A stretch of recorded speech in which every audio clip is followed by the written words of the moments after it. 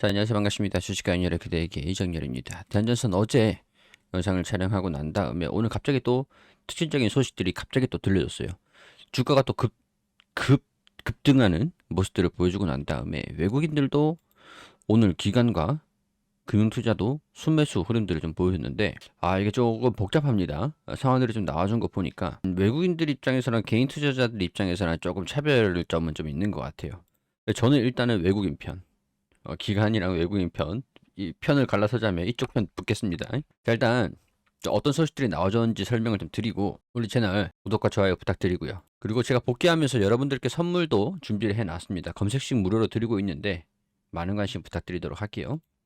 자, 일단 대한전선, 제가 전일 영상에서 좀 말씀드렸듯이 LS전선이랑 같이 이 기술 수출에 대한 특허 소송이 진행되고 있다, 이렇게 설명을 좀 드리기도 했었죠. 그게 이번에 2심 결과가 좀 나왔더라고요. 자, 이 내용만 보면은 이거 안 좋은 소식이죠. LS전선 특허 소송 2심에서도 대한전선에서 이겼다. 15억 원을 배상해야 된다. 그럼 대한전선이 LS전선에다가 배상액이 1심보다 3배 이상이 높아진 5억 원을 배상을 해야 된다고 합니다. 이렇게만, 여기까지만 보면은 대한전선이 이제 특허 기술에 패소를 했기 때문에 이 기술을 사용하지 못해요. 그리고 이 사용료를 내야 됩니다. 그럼 당연히 안 좋은 소식이죠. 근데 지금까지 쓴 것들에 대해서는 15억 원을 지불해라, 이런 소식이 나와줬어요. 뭐 안 좋은 소식이죠. 그래서 오늘 차익 실현 매물들이 같이 나와준 게 아닌가 싶습니다. 자, 관련 내용들 좀 보면 이 재판부가 대한전선이 LS전선에 4억 원을 배상하라는 1심 선고를 파기를 했고 배상액을 15억 원으로 오히려 높여버렸어요. 대한전선은 당연히 좋아하죠. 법원의 판결을 존중하고 이번 판결은 LS전선의 기술력과 권리 인정을 중요한 결정이다. 이 버스터트 제품이라고 하거든요. 대한전선이 제조 판매하는 이 버스터트용 조인트 키트 제품이 자사의 특허권을 침해했다. 이 버스터트가 건축물에 대량의 전기 에너지를 안전적으로 전달하는 배전 수단이고, 조인트 키트는 버스터트의 주요 구성품 중 하나다. 여기서 이 에너지를 안전적으로 조달하는 그런 제품인가 봐요. 배전 수단이라고 하는데 이 기술 도둑이 있었던 것 같더라고요.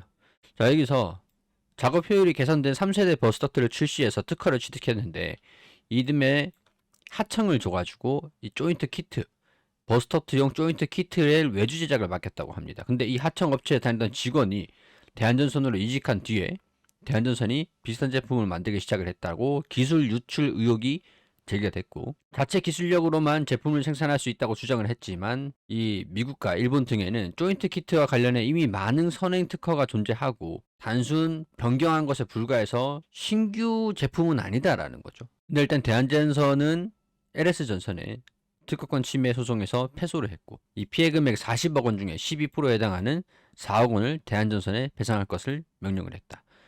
대한전선이 이 배상 금액이 적다고 해서 1심 판결에 불복하면서 항소를 했어요. 그래서 이번에 2심에서 12억 원이 나오게 된 건데, 또 이제 해저 케이블 기술 유출 의혹도 계속 번지고 있는 상태라고 하죠. 이 해저 케이블 공장 설계 노하우가 대한전선에 유출됐다는 제보를 받고 수사에 착수했고 본사를 압수수색하기도 했다. 대한전선의 지분이 호반그룹에 넘어갔잖아요. 호반이 대한전선의 지분을 인수했잖아요. 근데 이 호반이 대한전선의 모회사 LS의 지분을 3%가량을 매입을 했습니다. 단순 투자 목적이라고 밝혔는데 이거를 지금 외국인이나 기관이나 집중하고 있는 것 같아요. 대한전선에 일단은 LS에 패소를 한 거는 패소한 거고, 이 자본을 가지고 이 호반그룹이, 호반이 LS에다가 경고를 날린 거죠. 근데 그러면 우리가 12억 원 뭐 배상할 수 있죠. 배상할 수 있는데 지금 돈 잘 벌고 있잖아요. 대한전선이 돈 버는 걸로 배상하면 됩니다. 배상하면 되는데 우리 지분 3% 매입했어. 5%까지 매입할 수 있어. 경영권에, 지금은 단순 투자 목적인데 경영권에 개입할 수 있어. 지금 이 분쟁에서 유리한 고지를 점하기 위해서 전략적인 접근이라는 해석이 나온다. 이 지분 3%를 매입하게 되면 회계 장부를 열람할 수 있고 임시 주주총회 소집권을 발동이 가능하고, 주주하고 연대해서 주주총회에서 의안을 제안하면서 경영진에 직접적으로 견제를 할 수가 있다. 그러니까 경고를 하는 거죠. 지분 3%를 일단 매집을 했는데 회계장부 열람하고 우리 주주로서 행동 주주의 그런 모습을 보여준다. 자, 그리고 일단은 이 소송은 이번 결정으로, 판결으로 인해서 종료됐다고 봐도 되는 거겠죠. 대한전선의 설계를 변경한 조인트 키트가 수년 전부터 사용해 왔기 때문에 이번 판결을 선고 결과가 영업이나 사업에 주는 영향은 없다. 이 손해배상액에 검토해가지고 상고 여부를 결정한다. 대한전선 입장에서는 지금 호반이라는 든든한 뒷배가 LS의 지분 3%가량을 매입을 하면서 LS전선을 압박하고 있는 상태라서 이게 또 어떻게 흘러갈지가 흥미진진합니다. 호반그룹은 이 전선 사업이 유망해가지고 투자 차원에서 지분 매입을 한 거다. 근데 LS는 라이벌사인 대한전선의 지분을 가지고 있는 이 호반건설의 호반그룹의 지분 매입이라는 게 달가울 수는 없죠. 달가울 수는 없습니다. 이러다가 호반그룹이 지분 매입을 LS하고 대한전선이랑 둘 다 지분 매입을 적극적으로 해가지고 회사 합병까지 시킬 수도 있겠어요. 그건 불가능하겠지만. 자, 호반그룹은 최근 LS 지분 매입에 나선 것으로 파악이 됐고, 국내 한 증권사를 통해서 지분율 5% 미만 소수 지분을 사들였고, LS전선은 비상장 회사이기 때문에 모회사 LS가 지분 92%를 갖고 있는데 3%가 안 되는 아주 소수의 지분으로 전선 사업에 유망해 투자 차원에서 진행한 일이기 때문에 신경 쓰지 마라. 사실상 경고죠, 경고. 그룹 전쟁으로 확전되나. 그러면 LS 입장에서도 대한전선에 지분 투자를 단행하면 호반 입장에서는 선전포고를 한 건데 LS가 그걸 받아들이게 된 거죠. LS가 대한전선을 지분 매집을 했다는 소식이 들리면 이 대한전선의 주가도 고공행진하지 않을까. 그런 재밌는 생각이 들기도 합니다. 여기 보시면 아시다시피 대한전선의 유통 물량은 57% 정도 수준입니다. LS의 유통 물량도 52% 정도 수준이에요. 서로 지분을 매집한다고 호반이 LS를 인수를 하고 지분 매입을 하고 LS가 대한전선에 아니면 호반에 지분을 인수를 하고 호반은 이제 상장사가 아니기 때문에 좀 유리한 고지에 위치해 있죠. 갑자기 지분 관계로 그룹 전쟁으로 이어질 수 있다. 자, 해저 케이블 분쟁 사항이 더 복잡하다. LS전선의 해저 케이블 공장 설계 기술을 탈취했다는 혐의로 세 차례나 경찰의 압수수색을 받았다. 만약 협의점이 확인될 경우 양측의 갈등은 최악으로 치닫을 수밖에 없다. 그러면은 호반이 LS의 지분을 더 추가 매집할 수 있는 가능성이 있을 것 같고 LS도 대한전선 아마 호반은 이제 비상장 회사니까 인수하기는 어려울 거고 대한전선의 지분을 좀 사들인다 그러면 결국엔 대한전선이 이기는 구도가 아닌가. LS가 대한전선이랑 좀 민감한 이유가 있습니다. 지금 이거 매출 구도 추이 제가 전일 영상에서도 말씀드렸었는데 대한전선이 2022년도까지 이 시장을 성수기와 비수기가 있었지만 이 사이클이 있었지만 점유율이 시장 점유율이 굉장히 높았습니다. 근데 이번에 대한전선이 지분이 점유율이 이렇게 올라오면서 LS전선 점유율이 격차가 이렇게 많이 줄어들게 된 그런 상황이었거든요. 2023년도에요.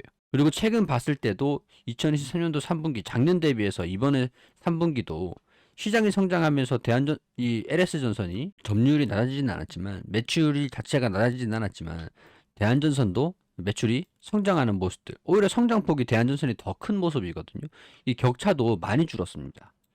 이 두 기업 사이의 격차도 많이 줄어들었어요. 그래서 LS전선 같은 경우는 대한전선이 없으면 이 시장을 더 끌어모으면서 이만큼 성장을 했을 텐데 대한전선이 시장을 양분화하기 시작하면서 성장을 더 못하게 되고 있는 상태다 보니까 대한전선이 눈에 가시이긴 할 거예요. 이 두 기업 지분 전쟁으로 이어지면서 거의 사실상 독점 구조를 형성을 하면 우리 주주분들 입장에서는 좋은 소식이 될 수는 있겠죠.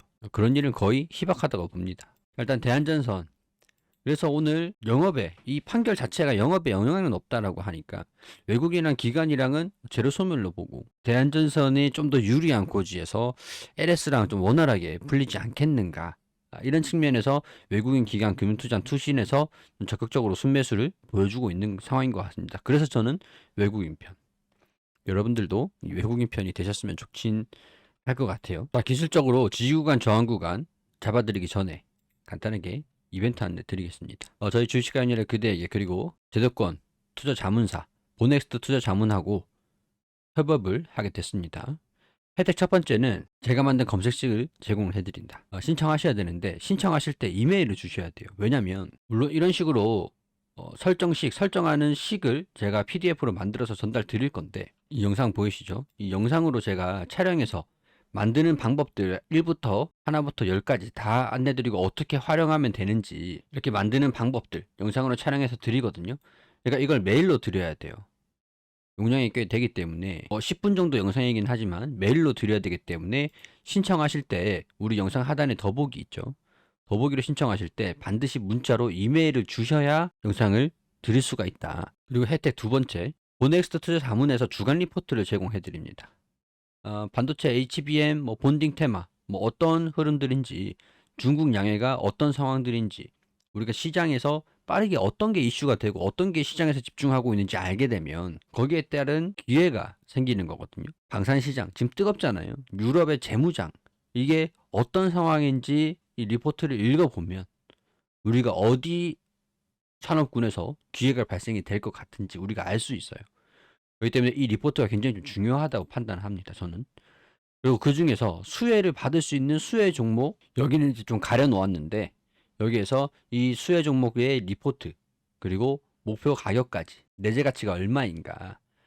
저랑 이제 방향성이 좀 잘 맞죠. 내재 가치, 항상 저도 재물을 보면서 내재 가치 설명드리잖아요. 주당 순이익이 얼마인지. 저도 항상 영업이익이랑 매출이랑 이 주당 순이익, 주당 자산 가격, 그런 것들 보면서 EPS 프리미엄이 얼마나 형성되어 있는지, 이런 것도 설명을 드리잖아요. 이렇게 이 리포트를 받으면서, 주간 리포트를 받으면 업종의 흐름들, 그리고 거기에 따른 수혜주, 목표 가격까지 나와 있는 리포트를 받을 수 있다. 그리고 세 번째, 우리가 가지고 있는 종목들 중에서 가장 불안한 종목들, 진단을, 이건 제도권 금융회사이기 때문에 진단이 아마 가능합니다. 그래서 종목 진단 부탁을 드리고, 카톡방도 이렇게 나와 있죠. 카톡방도 이렇게 시황 말씀드리면서 빠르게 대응하실 수 있도록, 여러분들이 개인이 혼자서 매매를 하는 것보다 단체에서 속해가지고 보면은 좀 더 안정도 생기실 거고 재미도 있으실 거고. 자, 우리 단톡방이니까 단톡방에 들어가셔서 종목들도 받아보시면서 함께 하실 수가 있다. 자, 수익률도 상당히 괜찮습니다. 19%, 46%. 최저점에서 매수가에서 최고가까지의 가격이겠지만 다 그런 거죠. 한 분 한 분 수익률을 기록할 수는 없잖아요. 이렇게 혜택 3가지 검색식을 받으시려면 이렇게 메일을 보내주시고, 메일 주시는 분들은 리포트하고 카톡방에도 전부 다 입장 가능합니다. 카톡방만 원하시면 카톡이라고 보내주시면 되시고, 검색식도 리포트도 다 받고 싶다고 하시는 분은 이메일 반드시 기재해 주셔야겠죠. 많은 관심 부탁드리고, 그리고 이제 대한전선 실적이 좀 잘 나오고 있습니다. 아까 전에 점유율 축소가 이루어지고 있다고 했잖아요. 이 영업이익도 앞으로 잘 나올 거라고 보고 있는 만큼 불안 요인이 사라졌다고 판단할 수 있을 것 같아요. 그러면 대한전선이 이게 호반그룹의 지분이 투자가 되고 난 다음에 공장도 이전을 하고 해저 케이블에서도 두각을 나타내고 있고, 이 대한전선의 점유율도 높아지고 있었던, 호반그룹이 인수하고 이후에 시장도 좋아지고 있었지만 해저 케이블 시장은 앞으로도 좋을 거라고, 이 고부가 가치 상품이잖아요. 2, 3년 전에도 좋아질 거라고 보고 있었지만 지금 이게 현실화되고 있다라는 거죠. 영업이익과 당기순이익도 개선되고 있기 때문에 이 제품이 반드시 특허 소송에서 패소를 한 게 사업 자체에도 영향이 없다라고 하니까 신경 쓸 필요는 없을 것 같고요. 일단 주당 순이익이 증가되고 있는 게 2026년까지만은 아닐 거다. 2030년도까지도 충분히 매출과 영업이익이 장기적으로 성장할 수 있는 그런 형성이 될 거다. 그러면 주당 순이익이 632원. 지금 주가가 이렇게 높은 수준은 아니라고 보거든요. 12,000원도 수준에서 18배 정도 수준? 이 정도면 ROE가 7배, 7% 정도 수준에 ROE가 4% 정도. 그러면은 영업이익률이 조금만 더 증가되면 좋을 것 같은데, 일단 이 상태에서 꾸준하게 성장한다고 하면, 연간 7%씩만 성장한다고 하면, 자, 2026년도, 6년도, 7년도, 그리고 8년도. 자, 2028년도만 되더라도 지금 주가예요. PBR이 1 정도 수준에 위치하게 된다. 이게 유지되면서, 영업이익률이 유지되면서 2027년도, 8년도, 9년도까지만 오더라도 자산 가치가, 주당 자산 가치가 12,000원이 됩니다. 여기에 PBR 0.5배, 1.5배 정도까지만 되더라도 16,000원, 9배까지 간 적도 있었죠. 이렇게 올라간 적도 있었죠. 되면은 2배까지는 22,000원 정도 수준. 이거는 시간과의 싸움이다. 이렇게 보시면 될 것 같습니다. 자, 도움되셨다면 구독과 좋아요 부탁드리고, 저는 또 다음 영상에서 인사드리고, 저도 이 방에 들어와 있거든요. 오셔가지고 저도 같이 보고 있으니까 함께 하시면 좋을 것 같습니다.